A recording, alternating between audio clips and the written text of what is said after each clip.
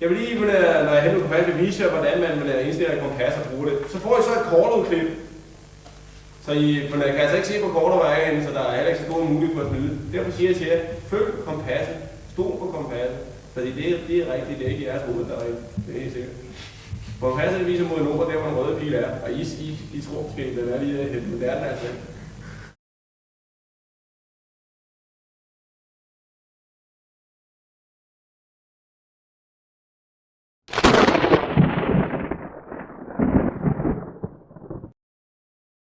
Men husk det nu, når I får kompas, og vi indstiller det på et antal grader, så gå efter kompasset og stol på kompasset. For hvis I ikke gør det, så kan vi jo lede efter, at nu er, så jeg ved ikke hvornår. Og derfor har jeg godt delt den her marchen op i 3 punkter. Og jeg ved ikke, det er langt nær, det kan I jo se, det kan I jo se, om I kan huske, når I kommer hjem. Men vi deler op 3 punkter således, og der er gode opfang alle steder. Og I får selvfølgelig at vide, hvad punktet det er.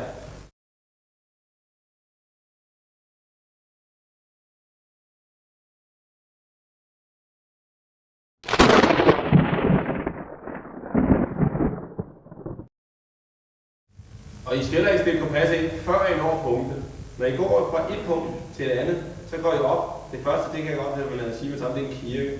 Når I går op til den kirke, så når I kommer til kirken, så stiller I kompas i en ny kompasret. Går så til den næste punkt. Til det punkt stiller kompas igen, går til det sidste punkt. Og det har I et kort klip over. Og det er simpelthen for, at vi vil være sikre på, at I møder lige præcis der, hvor vi vil have I spændende.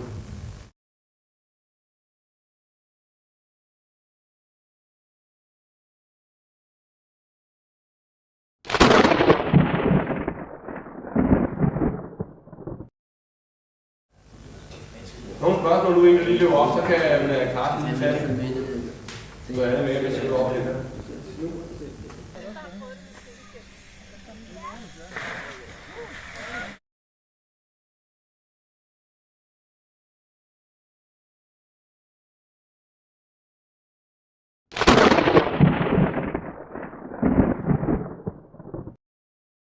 Ovenpå på den øverste kant af kompasset, der er der gradeantal på midten. Og der er gradeantal under jer, så de må nede under, der er streger. Og stregerne, dem glemmer jeg bare.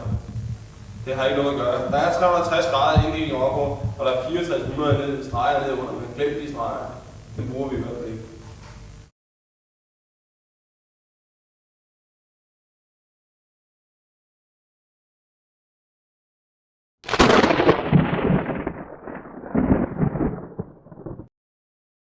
Måden man så gør der på, det er, at man får et vist antal grader. Vi kan sige 200 grader.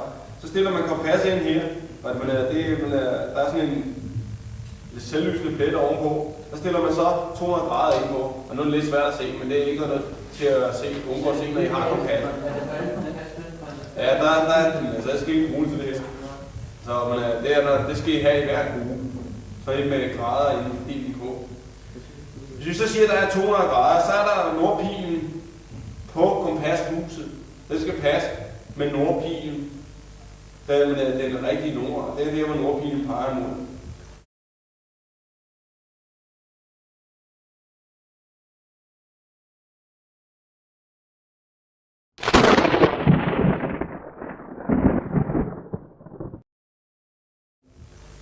Det vil sige, at når man står sådan her, så kan alle se, hvis man ser her, at pilen der peger den vej, og nordpilen peger deroppe af. Det vil sige, at de er ikke i samme retning. Derfor drejer man kompasset sådan her til nordpilen, og den kompassens nordpil er sammen. Så sige 200 grader, det er altså den retning, det er i øjeblikket.